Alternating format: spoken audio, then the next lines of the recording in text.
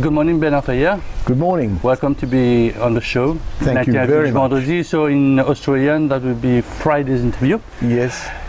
So first question, I always tell it is a silly question, but who is Bernard Ferrière? A family name very known in Mauritius because there is a Dr. Ferrière Street. So that's right. You have your anchors in Mauritius, we can say. Yes, I do. Look, Dr. Ferrière, Timo, my father's uncle, he was the one who first established the clinic in Kupit, and I'm from that group of the Ferrière. As I mentioned earlier on, my father was the médecin, propriétaire Beauplan, and we lived there in Beauplan, but we attended schools in Kupit and Rosil. I went to Notre-Dame de Victoire. Premier school in Mauritius. That was my... Ouais, me connaissez, Céline. Alors... I won't get into that. That could get a bit political. But we all attended school in Rosil in Kupit, and our family lived in Rosil primarily, and but we were part of that contingent of Mauriciens who left in 68, in 1968 with the independence. So you followed your father and your mother then at that time? Followed mum and dad. Of course, I was only 12 years old at the time, so there was no other solutions. No other solutions. Absolutely not.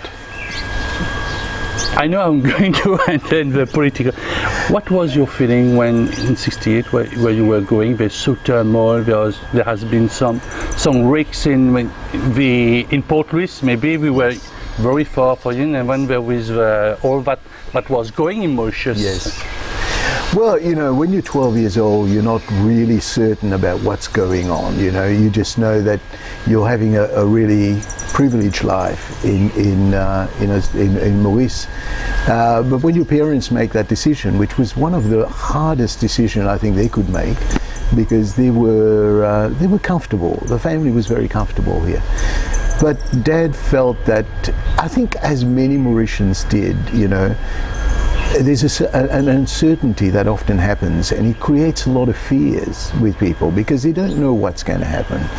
So he took the chance of saying, look, let's go. You know, we had the opportunity to either go to Canada or France, but he made the decision to go to Australia. And we had no family in Australia. We just had he felt that would be the place for us to go to.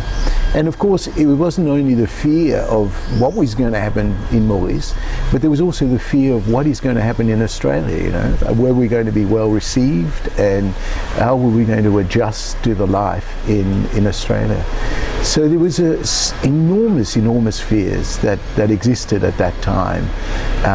And certainly over the years I've had opportunities to talk to expats in Australia. And they've said the same thing. They've said, you know, they didn't know what was going to happen. They seized the opportunity to go there to see, you know, if it was going to be different, if there was going to be more opportunities there. If I tell you to close your eyes, what are the first pictures you had from Australia, apart from the big new airport? You remember the airport at that time? No. The first picture when it's very vast compared to Mauritius. And I don't know how many times it's bigger than Mauritius. Yeah. Oh, it's you could probably put, I don't know, 50,000 Mauritius in Australia. My first memory, and I must say this to you, my first memory was because we travelled on the boat, the ship Patrice. That was the ship that took us there. My parents had already migrated to Australia 6 months before we left. They went by plane, but we came by the ship Patrice. The first memory I have is standing on the deck of the ship. I was wearing a t-shirt and short pants, because that's what it was like here.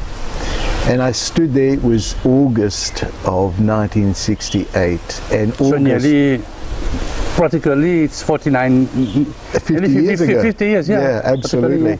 But you see, August in Mauritius, in Australia I should say, is extremely cold.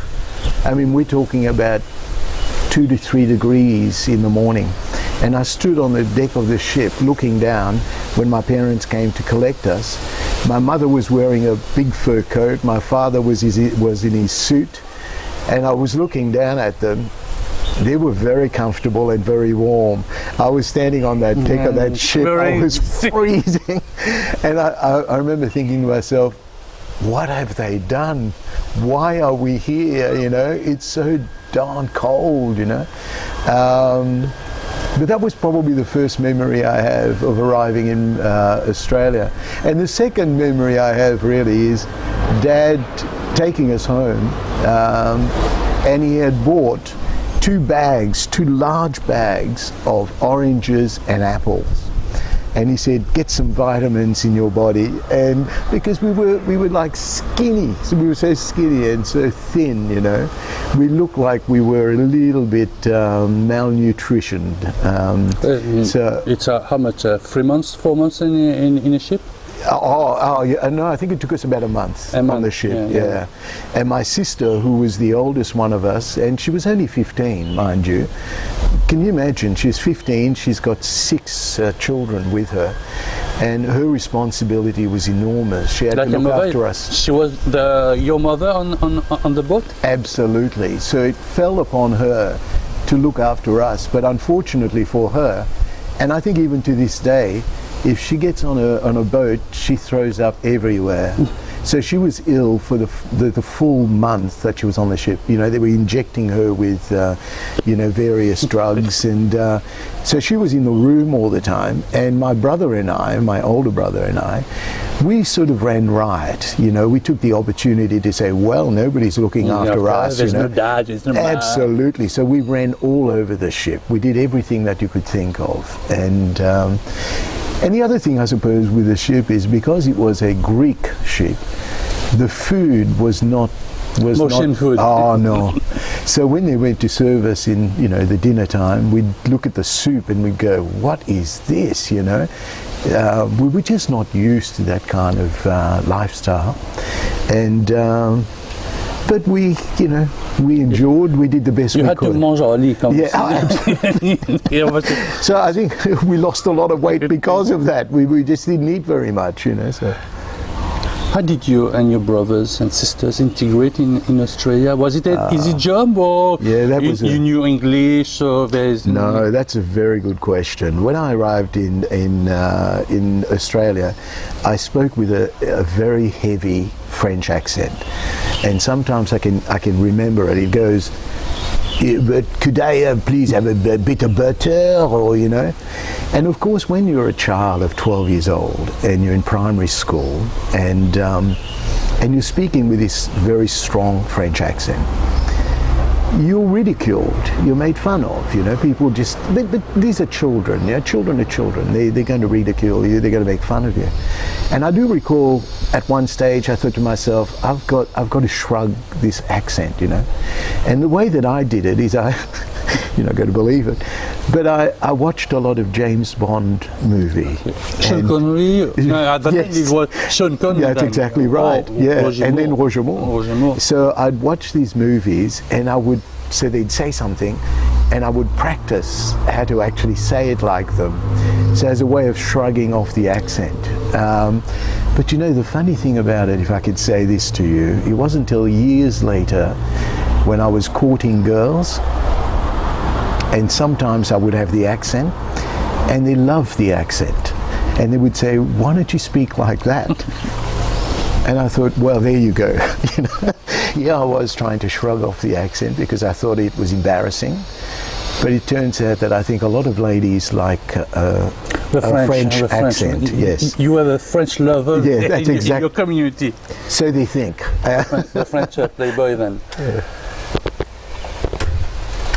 Maybe in books at that time, you were 12, you were doing geography, you were in sixth standard at that time. Yes, exactly. When it came to, first time you encountered a kangaroo. Oh, yeah, right. First time, but you've seen, I don't know, maybe you've seen the Great Barrier Reef. I don't know if you went up there. Up north, yes. Up north. Yeah.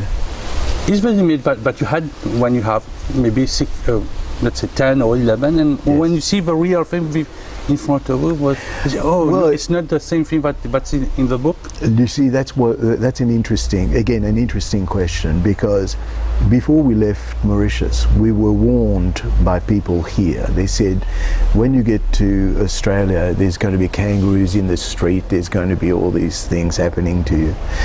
And it turned out to be completely different. Australia was well ahead. We left a country that wasn't fully developed, but we arrived at a country that was definitely developed. So there were no kangaroos. The only way you could see kangaroos is you had to go right out in the sticks of Australia. It didn't turn out the way that we thought it was going to turn out. But the first time I saw a kangaroo, I was mesmerized by it. I thought, I can't believe these animals can actually, the strength of these animals, to hop around everywhere, and so it was a different experience. And there are lots of other animals in Australia that we don't have here. We don't have in Mauritius. Famous dingy, Donald or dingy. We had very bad stories about them. Oh, the which? I'm sorry. The diggy, the dog, but it's a human. Oh, the doggy no, there's no such thing over there. The dingo. My best question maybe for this day. Do you met coast to Aborigines, the natives of Australia? Look, again, these were all blown out stories. No, there weren't a lot of Aboriginals. There were some, but nothing that, I mean, you could count on one hand how many Aboriginals there are. As most sort of developed countries have done, which is not the right thing, but that's the way it goes. It's like the American Indians, the Aboriginals were sent to settlements in various parts of Australia, and Australia is so large that it's such a long way away that you don't really have contact with Aboriginals. I did have an Aboriginal friend when I was in high school who lived around the corner from where I lived. And I learned a lot about their traditions, their dreams, and those sort of things. But you don't get that sort of opportunity over there. You don't get to run into many Aboriginals. What do you learn from your friend from the Aborigine? I think one of the things that's very clear about their culture is their love for the land, their nature. They live off the land. They know how to actually use the land to suit them. The colonials will come in. They'll just reap the land. They tear it apart. They build things. They don't necessarily show the appreciation for the history of the country. And so in their dreams, when they talk about the dreams and things like that, they talk about gods and souls that come and visit them and instruct them. Like a Mauritian, you understood that? Oh, absolutely. God, soul, and the love for the land? Absolutely. Because you were far away from your land. Yeah, and again, when you live in Beauplan, I mean, one of my fondest memories, and I tell my children this, I remember running down the street with a wheel spoke and a stick, and I'd be hitting this wheel spoke, and I'd entertain myself for hours, But that is what it was about. It was the lifestyle, it was the family, it was being with people, And the Aboriginals are very much grounded like that. It's very good that you take us to that memory lane, I will say. Do you remember playing canette? Playing La Marelle with the girls, with your family? I can tell you a very funny story about playing marbles. Yes, marbles. When I was a boy, I have three brothers, two older than me, and we used to go to school, and we'd have just one marble with us. But we were so good at it that we'd come home with a bag full of marbles, you see. And Dad had this feeling, this belief that you shouldn't do that. You shouldn't take other children's marbles away from them. So he would take the marbles and he'll throw it on top of the roof of the house. But of course we hid the one marble that was our favourite marble. So the next day we'd go to school and we'd do exactly the same. So, you know, it was just one of those things, you know. We were children. We were behaving like children. Was it easy to have a work? To work in, let's say maybe you have to high school, I don't know, colleges, yes, university. Yes. Was it easy to integrate the workforce in Australia? Oh, absolutely. Because, you know, as I said to you, my parents went before we arrived. And unfortunately for my father, who had been promised by the government there that his papers would be recognised, and they were not recognised. He was asked to do an extra year of study, but he would have had, we were based in Melbourne, and he would have had to go to Sydney, which is, if I was giving it to you in terms of kilometres, you're talking probably 1 hour plane flight, so that would be about 900 kilometres. Yeah, 900 kilometres away.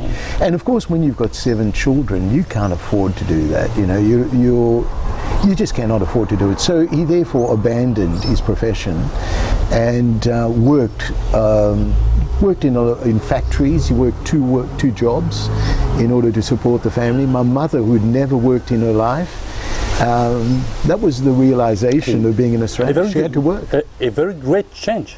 It was so enormous. You can't fathom it. But you see, it's not really, when you were a child, you don't appreciate the sacrifice. It's not till later on when you look back and you think, that was a major sacrifice for my family and my parents. They put their children ahead of their own needs. And my brother obtained work straight away. My sister, my older sister, the one who was 15, José, she obtained work straight away at a big department store, which in Australia, they're huge. They're called Myer. And she worked there, my brother worked there, my father worked there at some stage. Work was readily available in '68. If you wanted to work, you had work, you know. Even with the limited English that they could speak, work was available. So, yeah. You were talking about Japan for you. For me, it was different because, of course, I had to go back to grade 6 in primary school. Then I completed my high school in Mauritius. In Australia. Then for me, what I did is I was supposed to become a lawyer. My father wanted me to be a lawyer, and after I completed high school, I wanted to be a musician, so I became a full-time musician, and I did a lot of studio work, a lot of work. But music just doesn't pay, you know. It just doesn't pay. You live from one gig to another, you know. So I decided to go back to university, and I completed I became a clinical psychologist when I went back to university, and so I did that. I've been doing that work since 1986, I think. So it's a long time. Yeah. It's a long time. Yeah. So I've been a clinical psychologist since then, and music has been part of my life. I've worked with a lot of bands. I've done a lot of gigs in my life. But that's been my primary work. And it wasn't difficult. It wasn't difficult to work in that area. It wasn't difficult to obtain work in that area. You had to work hard, you had to study hard to get your papers. But once you obtain your papers, the work is readily available. Work is still, to this day, is readily available in Australia. There's anybody who comes to Australia, they can set themselves up very, very easily. And then after some years, in 2009, you said to me, just before you came back, your family, so you seen Mauritius, everything is not the same. We were talking about 2009, nearly 9 years ago. What was your first impression? Let's say you get out of the car. You came on a flight, not on a boat. No, I came by plane. A flight, and first time you see maybe Plaine Magnon, Rosebel, and then you went to places where you live, Beaubassin, Rose Hill, and then I'm sure you had to pass by Beauplan to see absolutely. what was the family home. Look, probably my first thing that happened, we stayed in Ferrière with my mother and my siblings, my sisters and brothers, and we stayed in Ferrière. And my first impression was the roads are very small here. And it's very dangerous to drive here because we're so used to having such big roads in Australia. I mean, if you sit on a highway, it's 4-lane of highway or 8-lane highways. When you arrive here and you take like a small road like this here, you sort of think, I don't think 2 cars can fit there. But you watch the buses drive and you go, they're insane. They drive so fast. I can see one right now going. They drive really fast. And everybody's very courteous here. They're probably more so than Australia.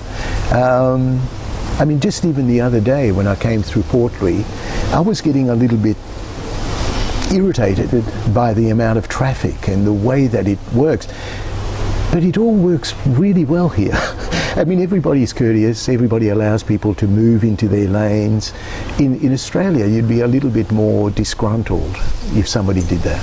But when you have feedbacks from those who are tourists, yes, they say, Mauritius is hell, we are not cautious, you have a motorbike coming from here, you have another one coming from here, you have Tetaku, there's only when mine is different. Mine is different. And I'll tell you why. Well, for a start, there's not a lot of motorbikes in Australia. No, I mean, there are people who ride motorbikes, but we're not talking about thousands of motorbike riders.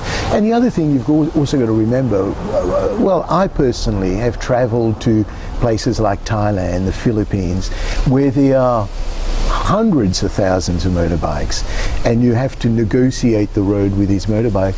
You learn to be courteous. You learn to understand that, look, you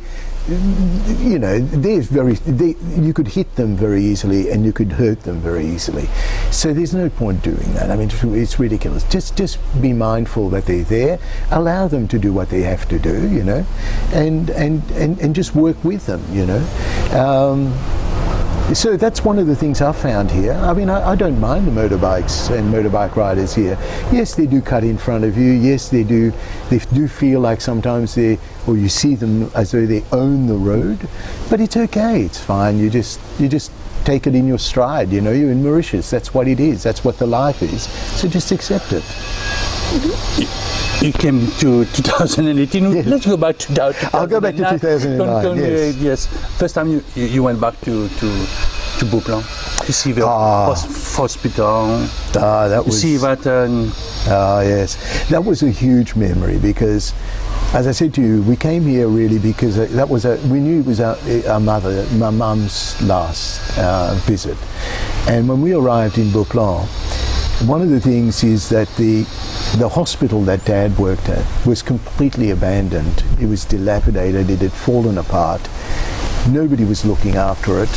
But there were some wonderful memories there. I mean, I just remember Dad working there, and where the hospital is located, right next door, literally next door, there's a fence, a gate that separated our home and the hospital. It was normally the case, and on the sugar industry with those who were working, normally the nurses. Yes, that's right. Did you hear your voice? You say, "Oh, the factories, let's say 40 years I don't know what you were doing at the factory. Maybe playing marbles, playing football." No. With the factories, there was a sugar factory. Yeah. My brothers and I and sisters, we used to go down to the factory, and you know, you'd stick your hand in the sugar syrup and you'd eat the syrup, you see.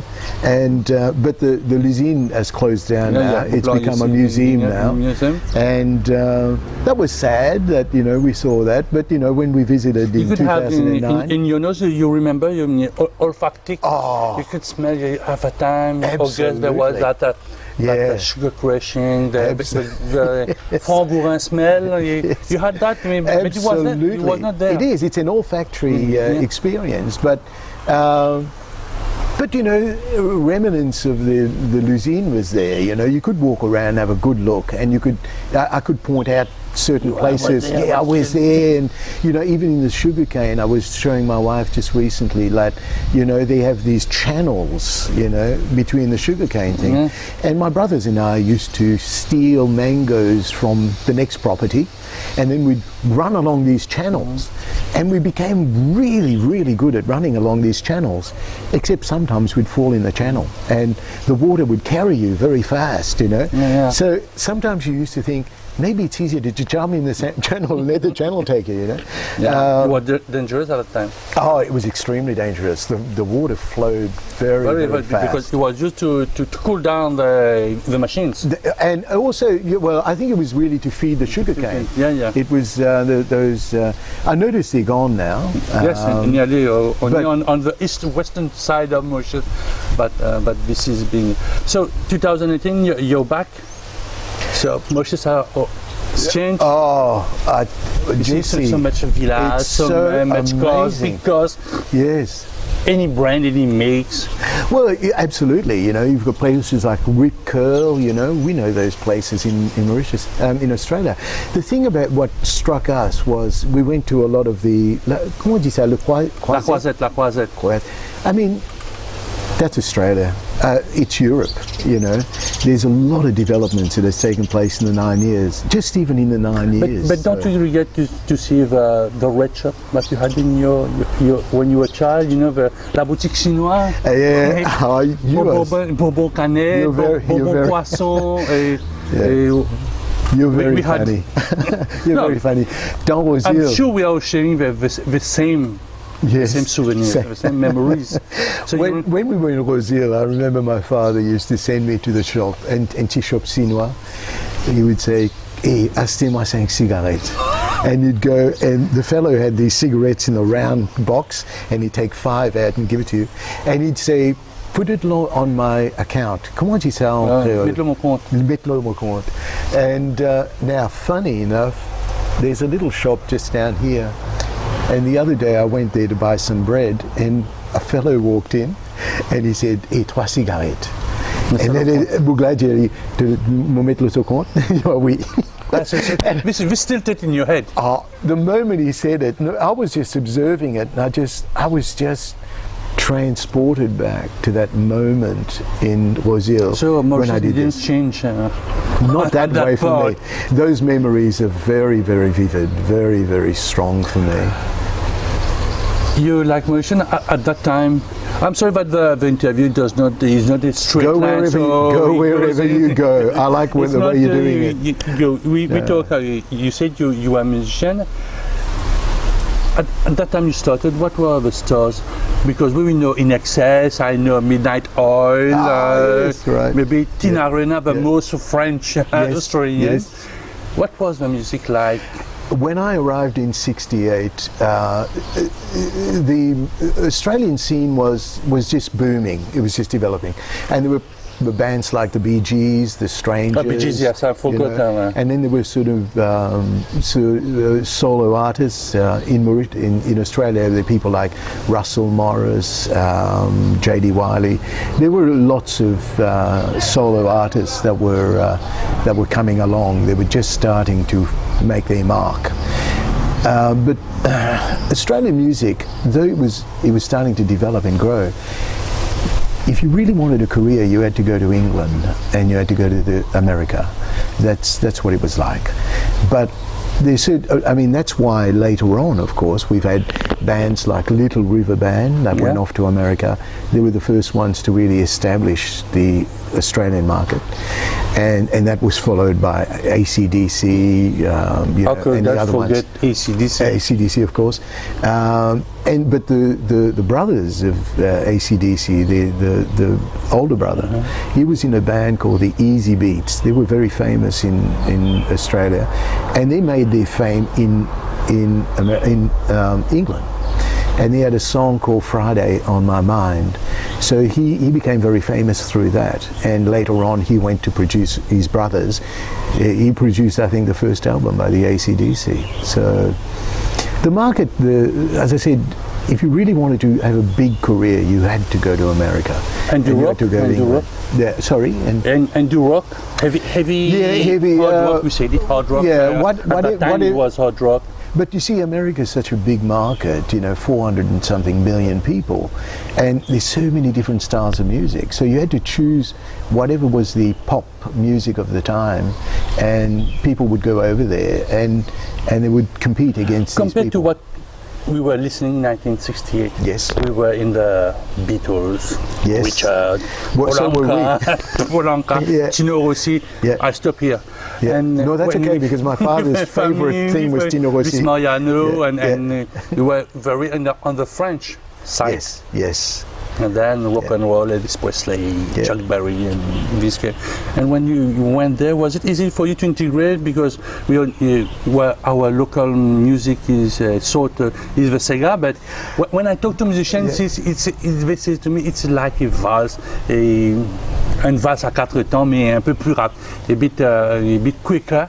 Yeah, the Mauritian Sega is really constructed, interestingly enough, it's constructed really off the South American music, Mexican music, and it has this sort of 6/4 feel. Yeah. Donc on est obligé de compter 1, 2, 3, 4. Alors, mais ces gars-là, ils disent 1, 2, 3, 4, 5, 6, 1, 2, 3, 4. Yes. Alors tu fais 1, 2, 3, 4, 5, 6, 1, 2, 3, 4, 5, 6. Ça, c'est Sega. But it's got that 4 underneath it. Yeah, to yeah. me. It took me a long time to understand that, because I had a band in Australia that played Caribbean and Sega music, and I had to write all the parts out for the horn players. And it wasn't until I went to dissect it and I worked out, hang on a minute, they're not playing in 4, because I would write the notes in 4, and the horn players would say, I'm not quite sure what you've written here. So then once I dissected it and wrote it for them, I then started to understand, so that's the beat of the Sega. The accent is slightly different. So, yeah. But I must say to you though, when we were here in Mauritius, though, in 1968, there was always that battle. Qui était plus content, Elvis Presley ou Cliff Richard? Alors, tout le garçon tu dis Cliff Richard, tout le petite fille tu dis Elvis Presley. Les garçons. When we got to Australia, both of those bands were very famous in Australia. So we fell in very easily, we adjusted very easily to that style of music, because we knew the music, In fact, we were probably more progressive than what they were. They were trying to make their mark, to understand what was going to be their style. But we came already with a style that would have already been established in America and also England. But you bring with you, our stars at that time was Ravaton, Petit Ferrière, ouais. You bring with you they were not CDs, no MP4, no whatsoever. But you had in your mind Serge Le Bras, Roger Marie Clancy, and that at that time that were emerging artists that put the Sega where the Sega is nowadays. Well, they're the pioneers of the Sega, Yeah. and I was raised by these musicians, As I said to you, Serge Le Bras is one of my heroes, I know his songs, and my father, who was a musician and guitarist, he used to play these songs. Mon grand-mère, one of her favorite songs was comment on dit ça? Put your sweet lips a little closer to the phone. Jim Reeves. She was a big fan of Jim Reeves, you see. So, and because she was a concert pianist, deci jouait la plaza ici. So in Australia, she lived with us for a period of time. So every morning you would wake up, and mon grand-mère peut jouer piano, il peut jouer Beethoven, Bach, Chopin, Liszt. Et moi, quand un petit garçon de 12 ans, moi, je suis dans lounge room, moi, je écoute lui jouer ce piano. Moi, je dis, wow, you were surrounded by this. This was the fodder, this was the food you were raised on, musically. So we took a lot of that back with us, And je connais mon frère, de ce premier band, parce que mon cousin était là-bas, Mario Clark, et mon frère Vivian Ferrière. they had a band and they used to play Segas and, you know, so we were raised by that because we were surrounded by it all the time, you know. So we never really lost touch with it. It was just a development on it, yeah. Did you follow, maybe when you were a bit older, but music was now more accessible? Because I know there's this radio station, Emotion radio station, there's one hour program on ZZZ radio. Oh yes. You had the Emotion music actuality. You followed that station? Yeah, well no, the station that I was aware of is Radio 1, Maurice, and I often will pull it up on my computer and I'll have it playing, you know, so I'll be listening to things while I'm doing something, you know. Many friends of mine, mes grands camarades dans Perth, Lily dit à moi, ça qui m'a écouté tous les temps, you know, les contents écoutent ces gars. Alors ils téléphonent moi, Lily Perth, moi Melbourne, ils téléphonent moi, ils disent moi, hey, tu besoin écouter ces gars, tu fais une tonne un artiste ici, Rasmussen? Rasmini, so yeah. yes. Anyway, I went back to YouTube and started watching a lot of the concerts here. There's some phenomenal musicians here. You've got some great musicians. But when you're a professional musician, why is the Sega has not been able to export himself? Because we don't have a very, I think you're going to tell me that it's a very intelligent question. What have not been, we had Alera Manissan who lived today, but he had a DJ next to him, DJ Assad. And then far away, Alalila was a song from Claudio Villarago, was Europeanized. Why did the Sega is not? I'm not telling that the Sega is not working because Alera Manissan is doing concert every month. Yes. In Réunion, in France, and he's posting on Facebook. Yeah. Why the Mauritian has not been able to export himself like a worldwide music compared to, I don't know, the French Caribbean music? Yeah. I think, look, if I was reflecting on this, I would have to say to you, there's a couple of things. The first thing that comes to me is the fact that when people left Maurice to go to Australia, there was this push to forget the culture. There was this push to work hard to integrate in the Australian culture. So the music, the culture itself was left behind, and there was a reason why they wanted to do that, because they wanted to be integrated in the Australian culture. So I think for that reason, that was left behind. I think I would say to you, certainly in the last 10, 15 years, what I'm observing there is that it's another generation that is now coming along saying, you know, you come from Mauritius, what is your culture about? So it's our children that are now asking those questions, so they're now being introduced to it by us. So it's not my father's generation try to leave it behind and distance themselves from it so that they could integrate. That was their priority. My generation has come back to revisit it because we've said, why did you leave it behind? You know, what is it that we've missed? And now I've got my children who are coming along saying, we want to know more about the culture, Dad, you know. We want to come with you next year when you come back and visit the country and be immersed in the music and the culture. So I think it's slowly progressing, and there are people back, I don't want to say just me, but I know there are lots of Mauritians of my age who are now actually introducing the Sega in Australia. And you know, we've kept alive the songs of Les Brasses, you know, Noir, Noir, Noir, Brain Mouroum, Cousin, Cousine, one of my favorites. This is Justin Perrault, Cousin, Cousine, Justin Perrault, Madame Eugène, Bonjour Pistache. Again though, one of the things, and I must say this disappoints me a little bit, and that is that, you see, those Segas we're talking about, it was about storytelling.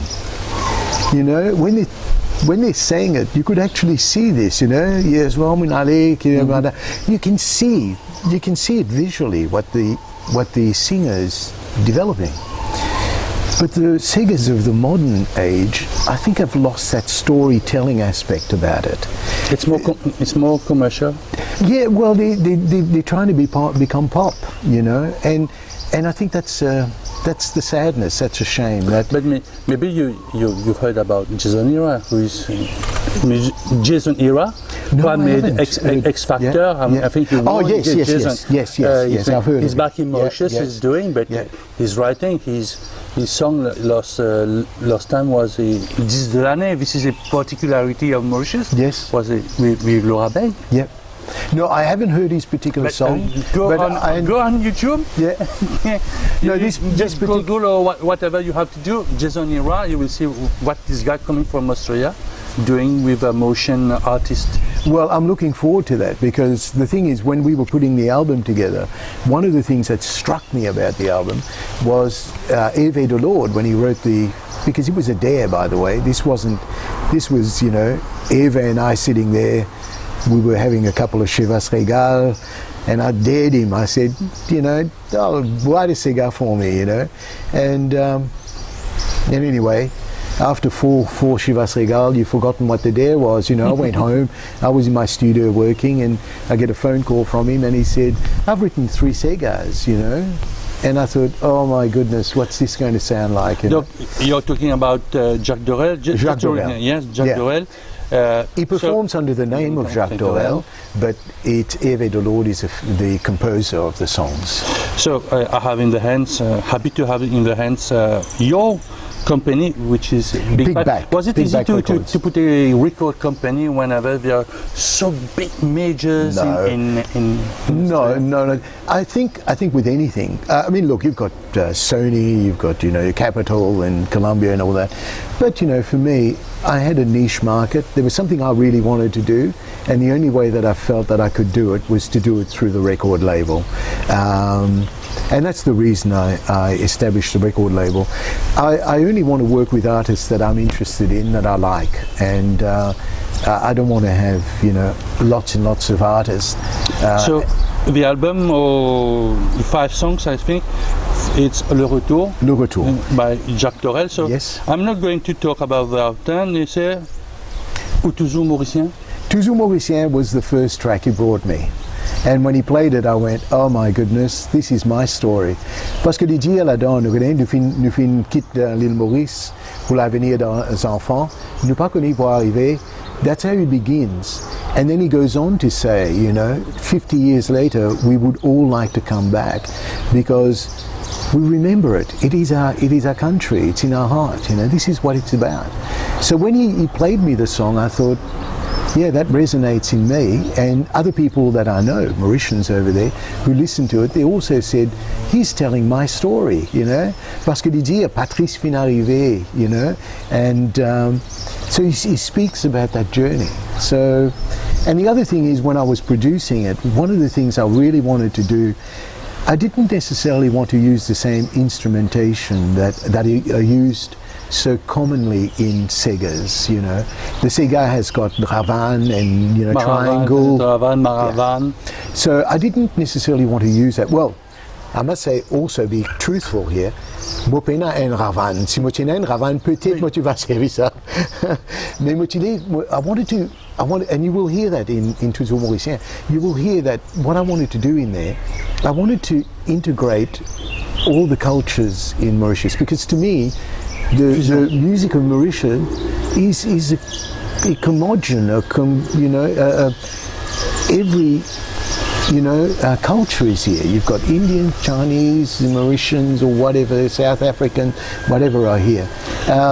Donc, at the end, you say Maurice, Mauricien. Maurice Mauricien, yeah. I am Mauritian. Bernard reste Mauricien. Yeah, of course, without a doubt. Second song is Bateau Arrivé. So, Bateau Arrivé offers a combination of rhythmic pulse. This is the music. In days gone by, Divin Banané fait santé. Est-ce que Divin Banané est vraiment fait santé? Look, that one was written by my my uncle called Pierre Ferrière. Ferrière. He was in Rodrigue, and he wrote that song. Divin Banane. And again, yeah, Divin Banane, Divin Banane. And he talks about, and when you listen to the words, you will go, oh, he's describing a story. He talks about the ship arriving, the cannons firing to say to the people of the village, you know, the ship has arrived, and how they come down to meet the ship, and they're well dressed, and they're drinking, and they're dancing.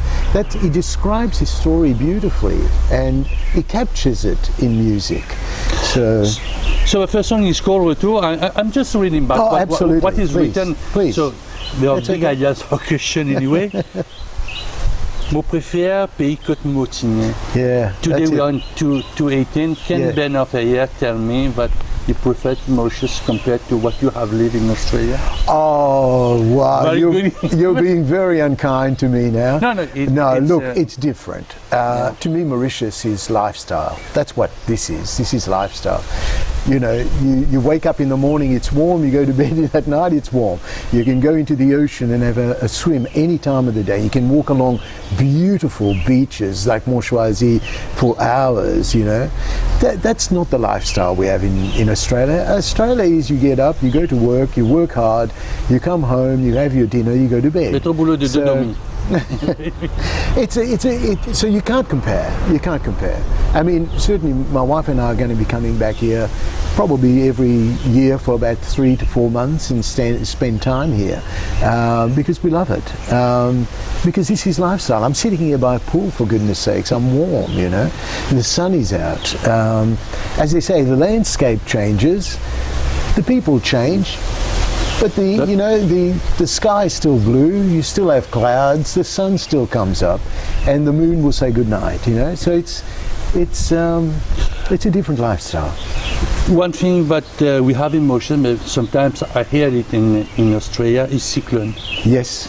So at the end you say pas besoin de tracas si cyclone arrivé. Yeah. Do you remember cyclone? Absolutely. I was in 60, Carole, je veux faire cyclone. Carole, Alex and absolutely. I remember my fond memories looking out the window, you know, just looking on the sill, looking out, and it would be in January, I think, and the monk has fallen to the ground, and we're waiting for that cyclone to finish so we could run outside and grab it. And sometimes it would be ripe, so you'd eat it straight away. Other times you'd cut it, you'd put up a giselle and a bit of piment, and you'd dip it into the giselle to mange sa mangue là. So I remember that very well and fondly. And the song describes that. And that's one of the nice things about the attitude of the Mauritians. It's like, don't worry, it's okay, man, it's okay. In Australia, we're probably a little bit too serious. Here, it's like, pas besoin de tracas. Cyclone est arrivé, nous mange caripoule et nous boit un peu rhum, you know? It was that attitude. You missed something, farata caripoule. It says that. In there it says, nous mange farata et caripoule. But that was my father's attitude. He never worried. So, tell me, you live in Mauritius, you do some trips. Why are we so resilient about cyclones? It comes, it goes. It's like fun for us, Mauritius. Yeah. Maybe in Australia we are talking about destruction, floods and what. Our houses are not built. Our houses in Australia are never built to withstand a cyclone. There's no way a house in Australia. You can look at the cyclones in Darwin that's happened, you know, just completely destroyed Darwin. But you look at the houses here, it's just cement, you know, solid, built for longevity. These houses are going to be around long after you and I go. The houses in Australia, it's more like... Do you think Motion had a big lesson after Carole and Alex that lived? I would like to think so. That they learned from it and they evolved from it. And that's the beauty. That's what I see in Mauritius. It has evolved. It has just sort of grabbed changes and it has gone with it. And it's wonderful to see that. It's wonderful to see that. Have you done some marketing for Le Retour de Jacques de We've had it. I've been interviewed by your local newspaper that came out on Sunday, Sank, and I was interviewed yesterday by the by your magazine. That's coming out on Saturday. I always get this name confused, and I will not embarrass myself by confusing it again. But it is coming out on Saturday or Sunday, the magazine. And thank you for your time in interviewing me for this show. I am being interviewed on Monday next week on Radio 1 by Miguel. And the person who's responsible for that, and I must say this, has been Marie-Ève Laflèche. She's been our close friend. She has been phenomenally helpful. She heads IBOCA, and we're talking about possibly doing something together as a show at some time. So this is a big news then. I have a big news. So you're going to make a show when you come back in Easter next year. Easter. So it's going to take a little bit of time to put it together. What I ideally would like to do is put on a show working with local musicians. There are some musicians. There was a band called Kismik I saw a little while ago on television. I was very impressed by their musicality. All the musicians were very good musicians. I would like to get in touch with some horn players, deux trompettes et Kevin tenor saxophone. I would like to use them as a lineup, and I'd like to put on a really big show. And but I don't know what. Comment me dire, c'est carte blanche. Je ne sais pas comment il peut, how you'll shape up. La sauce mauricienne, avec un petit peu de sel, piment, avec saumon. Ouais, c'est pour gagner quelque chose. Moi, pas connaître pour gagner, ouais. But don't forget, you have to have the ravan. Ah, oui. Well, I want a percussionist. I want a local percussionist qui est capable de ravan, qui est capable de conga, qui est capable de tabla, the Indian tabla, yeah. Because I use that in some of the songs because I love the sound of it. And I want to capture that. I'd like to capture the flavour of Maurice in a big show. So we'll see. Last question. You Please. said what is the image that you're going to come back with in 2018 before you prepare you get all that preparation for your show? What is the big image that you have of Mauritius in 2018? It's a wonderful country. It's wonderful. I love the infrastructure that has gone on since I was last here. Lots of infrastructure, lots of Villa, highways and that sort of thing. Houses, beautiful homes, great musicians, great music. A wonderful welcoming aspect about people who live here. Everyone that I've spoken with have just been so accommodating. They're very kind, very supportive, and it's so multiculturalism. It's so multicultural. You've got French people here. You've got everybody's here. And it's very easy to form connections with people here. And as I said to you, I take away with me the key thing. I think is the lifestyle. Is the beauty of the place. And in the luggage, Minapolo, maybe at your time it was fromage craft? Yeah, right. Yes, well, I don't mind saying, I don't want to say it too loudly, but the food here is phenomenal. And so one food that you would like? Comme ça, comment m'arrive ça? Three things. Côté Moukaragan, gâteau piment. Côté Moukaragan, farata. Et côté Moukaragan, mine frire. They were the three things. And I must say, probably the first 4 days, that's all I ate. Down in Ferrière, there's a little stand, and I love that. And you go up to the lady and you say, hey, gâteau piment. And she makes it right there and then. It's hot. And you're sitting there eating this and you're going, now this that is Mauritius. I miss. This is Mauritius. This is Mauritius. This is. With these words, thank you very much, Bernard Ferrière. Have a nice day in Mauritius. Promote well your album. And thank you. Maybe next year, 2019, somewhere in Mauritius. I will. With your ravan? Yes, I will come back with a ravan. I'm going to buy a ravan and I'm going to bring one back to I want one in my studio. The true one, La Pocabri. Chauffé with I saw one of those, but they said you have to heat it. Yeah, and I've got no place. There's hair dryer. You can put a hair dryer. Oh, is that what you do? Yeah. Hair dryer, it warms it up and it gives you that deep sound? Deep sound, yeah. Normally it's heated with the feu de camp, Yes. like the scoot, Yes. and then you have a very good sound of the raven. Well, mon cousin dit à moi, ici, that's why you go to the beach and Kiken plays a ravan, but there's a fire and Yeah, he heats it this is- and then he plays it. This is the I connection didn't between know the that. raven and the feu de camp. Ah, okay. I'm yet to be exposed to some. In fact, I'm going tomorrow to one of the islands, and I'm hoping that there will be some musicians there Yes, playing normally if you're ravan. going a trip on a catamaran or a That's ship, it, on a catamaran. You have this is the local way to. Well, greet I can assure you. You will be able. I'm sure. To what say us with your song, and then they will sing you maybe Oh, Les wonderful. Brasses, maybe Tino Rossi. Bon, pas quoi, beaucoup continuer aussi. No, they But I know. must- De quoi, vous connaissez? Yes, whenever you go to a wedding now, Yeah. when you have a small band, a trio, Yeah. but whatever song, Mon Bon Rossignol, what is Tino Rossi, or the latest hit Really? from Bruno Mars or Yeah, from Tina yeah, Arena, Yeah. They'll be they, playing can, it. they do it. But it goes to show, you see, music is universal, and it is very small, the world. We are all exposed to all these amazing experiences. It's all available.